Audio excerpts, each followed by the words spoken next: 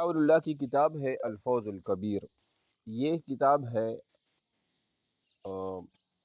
الفوز الکبیر، یعنی کہ قرآن مجید کی علوم کے اعتبار سے، ٹھیک ہے۔ تو اس میں اصولی تفسیر کی کتاب ہے اور اس میں تفسیر کی اصول وغیرہ وہ بتائے جاتے ہیں۔ تو قرآن مجید کے اندر جن چیزوں پر بحث ہوئی ہے بنیادی طور پر وہ ہے 5، ٹھیک ہے۔ اس میں پہلا ہے احکام، اور دوسرا ہے علم المخاصمہ، تیسرا ہے علم تذکیر بآلاء اللہ، چوتھا ہے علم تذکیر بایام اللہ، اور 5ویں نمبر پر ہے علم بالموت و بعد الموت۔ اچھا، ان کو علوم خمسہ بھی کہا جاتا ہے، علوم پنجگانہ بھی ان کو کہا جاتا ہے۔ یعنی قرآن مجید کے اندر ان 5 چیزوں سے بحث ہوگی۔ سمجھو کہ یہ 5 چیزیں قرآن مجید کا موضوع ہے، سمجھ آ رہی ہے میری بات؟ اور اس میں جو علوم پنجگانہ یعنی جو پہلا ہے وہ ہے علوم پنجگانہ میں سے وہ ہے علم الاحکام۔ علم الاحکام ہے کیا چیز؟ دیکھو، علم الاحکام جو ہوتا ہے اس میں حرام، حلال، فرض، واجبات، نماز، معاملات، نکاح، طلاق، اور اس طرح حج، عمرہ، لین دین، جتنی بھی چیزیں ہیں یہ علم الاحکام کے اندر وہ آ جاتی ہیں۔ بات سمجھ آ رہی میری؟ علم الاحکام میں ان چیزوں سے وہ بحث ہوتی ہے۔ ایک تو یہ، دوسری ایک امپورٹنٹ چیز آپ نوٹ کر لیں کہ احکام سے متعلق جو آیات ہیں نا، آیات کریمہ، وہ تقریباً 500 کے لگ بھگ ہے۔ یہ ایک اہم میں آپ کو پوائنٹ بتا رہا ہوں انٹرویو کے حوالے سے بھی، کہ احکام سے متعلق آیات قرآن مجید کے اندر یہ تقریباً 500 ہے۔ اور قرآن مجید آیات کے اعتبار سے ویسے 10 قسموں پر وہ مشتمل ہے۔ کتنی قسموں پر؟ 10۔ اور اس میں وعد و وعید کی بھی آیاتیں ہیں، اور اس میں احکام کی الگ آیاتیں ہیں، اور اس میں اور بھی مختلف، وہ جب آئیں گی میں آپ کو اس ٹائم بتا دوں گا کہ یہ 6,666 جو ٹوٹل آیات ہے ان کو کس طرح سے تقسیم وہ کیا گیا ہے۔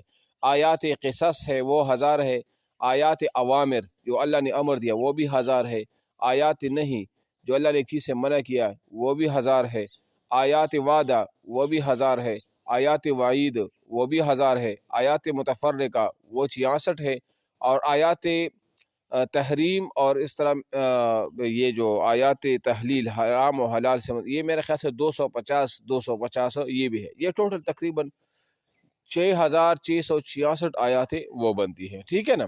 آواز آ رہی ہے میری؟ جی سر۔ اچھا، تو یہ جو علوم پنجگانہ میں پہلی قسم ہے نا علم الاحکام، تو علم الاحکام کے اندر یہ چیزیں آتی ہیں، حلال حرام ہوا، نماز، روزہ، زکوٰۃ، معاملات، لین دین، نکاح، طلاق، خلع وغیرہ، یہ ساری چیزیں۔ اچھا، یہ کام کس کا ہے؟ یہ کام ہے فقہائے کرام کا۔ یعنی علم الاحکام سے کون بحث کریں گے؟ علم الاحکام سے بحث کرنا کن کا کام ہے؟ یہ فقہائے کرام کا وہ کام ہے، ٹھیک ہے۔ اور ساتھ یہ بھی نوٹ کر لے جو میں نے بتا دیا کہ احکام سے متعلق جو آیات ہیں قرآن مجید کے اندر وہ ہے 500 کے لگ بھگ ہے، ٹھیک ہے۔ اور جو احادیث ہے نا، احادیث، تو وہ تقریباً 4000 سے اوپر، کچھ لگ بھگ 5000، کسی نے 8000 بھی بتایا ہے، لیکن 4000 تک لگ بھگ جو ہے نا وہ احادیث مبارکہ احکام سے متعلق ہیں، صحیح ہے۔ یہ تو ہو گیا علم الاحکام۔ اس کے بعد آ جاتا ہے علم المخاصمہ۔ علم المخاصمہ علوم پنجگانہ میں سے دوسرا ہے علم المخاصمہ۔ علم المخاصمہ کسے کہتے ہیں؟ علم المخاصمہ کو ہم علم المناظرہ بھی کہتے ہیں، جس کو انگلش میں ڈیبیٹ بھی کہتے ہیں، ہم اردو میں مناظرہ یا بحث و مباحثہ، جب کسی کے ساتھ آپ بحث مباحثہ کرتی ہو نا تو اس کو مناظرہ یا مخاصمہ وہ کہا جاتا ہے۔ اچھا جی، پھر اللہ تعالیٰ نے کس طرح مناظرہ کیا ہے، اللہ تعالیٰ نے کس طرح مخاصمہ کیا، کیا مطلب ہے اس چیز کا؟ علم المخاصمہ کا مقصد کیا ہے؟ چلو، علم الاحکام کے بارے میں تو ہم نے بتا دیا کہ قرآن کے اندر ان چیزوں سے بحث ہوتی ہے۔ علم المخاصمہ کا دیکھو، امام شاہ ولی اللہ کی نزدیک، یہ بھی آپ نوٹ کر لیں، یہ اہم پوائنٹ ہے، ٹیسٹ کے حوالے سے اور انٹرویو پوچھا بھی جا سکتے ہو، کہ قرآن مجید میں اللہ تعالیٰ نے کتنے گروہوں کے ساتھ مناظرہ کیا ہے، ڈیبیٹ کیا ہے؟ وہ 4 گروہ ہے۔ کتنی؟ 4 ہے۔ ایک ہے مشرکین، دوسرا ہے یہودی، تیسرے ہیں عیسائی، چوتھے ہیں منافقین۔ کتنے گروہ ہو گئی؟ 4 گروہ سے اللہ نے کیا کر دیا ہے؟ مناظرہ کیا ہے۔ اچھا ان کے ساتھ مناظرہ کیسے ہوا ہے وہ تو ہم تفسیر ہر ایک کے ساتھ نیچے الگ الگ بتائیں گے۔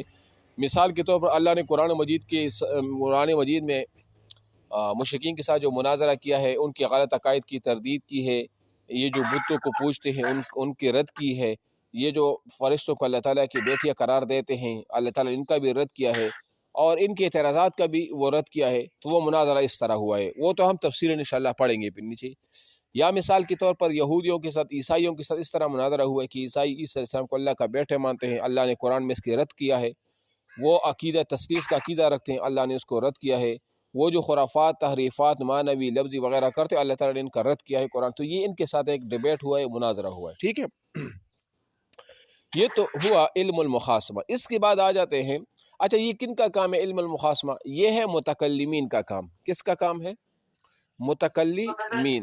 یعنی متکلمین کون ہوتے ہیں؟ متکلمین وہ ہوتے ہیں جو اسلامی عقائد، میں نے علم الکلام میں آپ کو بتایا تھا نا کہ متکلمین کا کام کیا ہوتا ہے۔ علم الکلام کے اندر کیا ہوتا ہے؟ علم الکلام کے اندر اسلامی عقائد کی تشریح ہوتی ہے، اور اس پر ہونے والے اعتراضات جو ہوتے ہیں، ان پر ہونے والے اعتراضات کا تشریح بخش جوابات دے دیتے ہیں، تو یہ متکلمین کا کام ہوتا ہے۔ اکثر آپ نے باہر پوسٹر لگے ہوئے دیکھے ہوں گے جہاں پر لکھا ہوتا ہے متکلم اسلام فلا فلا، متکلم اسلام فلا فلا۔ یہ متکلم اسلام وہ ہوتا ہے جو اپنی مسلک کی دفاع کرتا ہے، اور اس پر ہونے والے اعتراضات سے کیا کرتا ہے؟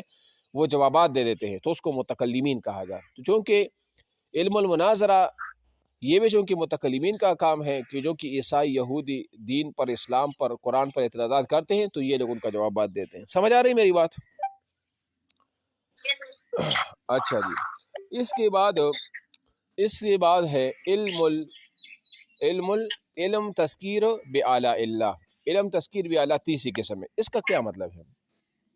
دیکھو آلہ جو ہے نا، یہ علامات کو کہا جاتا ہے، آلہ جو ہے نا نشانوں کو کہا جاتا ہے، آلہ جو ہے نا نعمتوں کو بھی وہ کے لیے بھی وہ استعمال وہ ہوتا ہے۔ یعنی کیا مطلب؟ آلہ کا مطلب کیا ہے؟ یا جو علم تذکیر بآلاء اللہ ہے، یعنی جو کائنات میں پہاڑ ہے، دریا ہے، چرندے پرندے، انسان، اور اس طرح جنگلات، آسمان، ستارے، چاند، سورج، یہ ساری چیزیں جو ہے نا یہ اعلیٰ ہے، یہ اللہ تعالیٰ کی نشانی ہے کہ ان کی دیکھ کر بندہ اللہ تعالیٰ کو کیا کرتا ہے؟ اللہ کی پہچان کرتا ہے۔ وہ کہتے ہیں نا کہ ان چیزوں کو دیکھ کر ہمیں خدا یاد آ جاتا ہے۔ یعنی اگر ایک کشتی بغیر ملاح کی وہ نہیں چل سکتی سمندر میں یا دریا میں، تو اتنی بڑی کائنات بغیر کسی بنانے والے کی کیسے چل سکتی ہے کہ اتنے ٹائم پر سورج نکلتا ہے، ٹائم کے مطابق سورج غروب ہوتا ہے، پھر رات آتی ہے، پھر دن آ جاتا ہے، یعنی رات دن کے اندر یہ تغیر اور یہ چینجز وغیرہ، یہ کسی عام بندے کا کام تو نہیں ہے نا، یہ تو ایک ہونا۔ پھر ہم مجبور ہوں گے اس بات پر کہ اس کائنات کو بنانے والا، اور اس طرح اس سیٹ اپ، اور اس طرح اس یعنی کہ اس ترتیب سے اس نظام کو چلانے والا کوئی انسان نہیں ہوگا، وہ ہوگا ایسی ذات جو اس ساروں سے بڑھ کر ہوگا، یعنی کہ کاملیت میں ہر لحاظ سے، ٹھیک ہے نا۔ تو علم تذکیر بآلاء اللہ میں ان چیز، اگر آپ سے پوچھے نا مثال کہ علوم